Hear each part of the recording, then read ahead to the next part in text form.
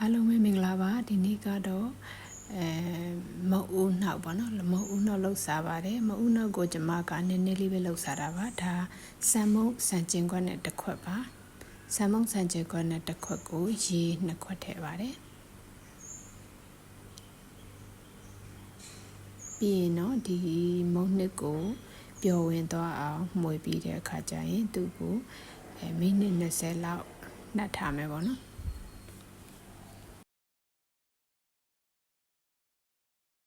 ပြီးရင်တော့တာကူစီကိုကြုံမယ်ပေါ့နော်တာကူစီကတော့ဆန်ကျင်ခွက်ရဲ့လေးပုံတစ်ပုံပဲထည့်ပါတယ်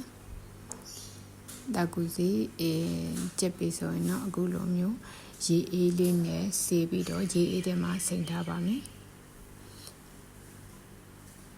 ပြီးတော့လို့ဆိုရင်ဒါအုံတို့ပါဆန်ကျင်ခွက်နဲ့တစ်ဝက်ပါရေကဆန်ကျင်ခွက်တစ်ခွက်ပေါ့နော်ပြီးရင်တကြားကတော့ဆန်ကျင်ခွက်နဲ့တစ်ဝက်ထည့်ပါတယ်ကိုတကယ်လို့အချို့ကြိုက်တယ်ဆိုရင်တော့နည်းနည်းပို့ထည့်ပေါ့နော်ပြီးရင်ဒါတွေစူလာပြီဆိုရင်တော့ဆောင်းနှုံးကမုံဖြောထားတဲ့မုံနှစ်ရေကိုထည့်ပါမယ်မုံနှစ်ရေကိုထည့်ပြီးတော့သူ့ကိုဖြည်းဖြည်းချင်းမှွေပေးပါမယ်နည်းနည်းပြစ်လာပြီဆိုလို့ဆိုရင်တော့ဆောင်းနှုံးကပြုတ်ထားတဲ့တာကူစီထည့်ပါမယ်ပြီးရင်တော့သူ့ကိုတိတိကျကျလေးခရုတစ်စိုက်လေးမှွေပေးပါမယ်ပြီးလို့ဆိုရင်ဒီထဲကိုကဘတ်တာတော့မဟုတ်ပေါ့နော်ဒါကတော့စီပေါ့နော်စီထည့်ပါတယ်ဒါဆန်ချင်းခွက်ဆန်မုံတစ်ခွက်ကိုစီရဒီစုံနဲ့ထမင်းစာစုံနဲ့၄စုံထည့်ပါတယ်ပြီးလို့ဆိုရင်တော့မုံကအခုလိုမျိုးကြွမီတန်းသွားပြီဆိုရင်ဒါမုံအစင်ပြေပြီပေါ့နော်မုံကျက်ပြီပေါ့ကျက်ပြီဆိုရင်တော့သူ့ကိုစီတုတ်ထားတဲ့ခွက်ထဲကိုထည့်ပြီးတော့အေးခံပါမယ်ပြီးရင်တော့အေးမခံခင်မှာလည်း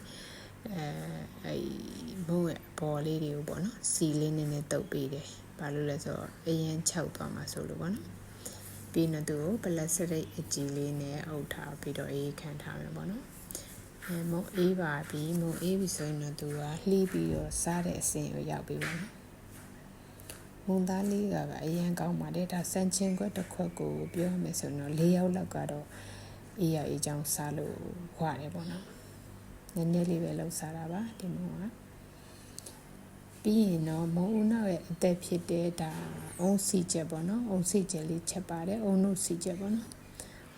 အုံနုစီချက်ကိုအရင်ခြောက်သွားအောင်မချက်ပါဘူးအခုလိုပြည့်ပြည့်လေးပဲချက်ပါတယ်ပြီးရင်တော့မုံဦးနောက်ပေါ်ကိုတင်ပြီးတော့မွှေးလေးနဲ့